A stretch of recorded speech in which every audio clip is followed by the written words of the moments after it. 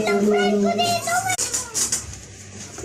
guys, today we are here in Feli's birthday.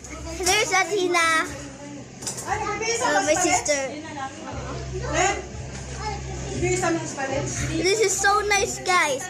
When you have a friend have a baby birthday, you can come here. You want? I love you. This is so nice.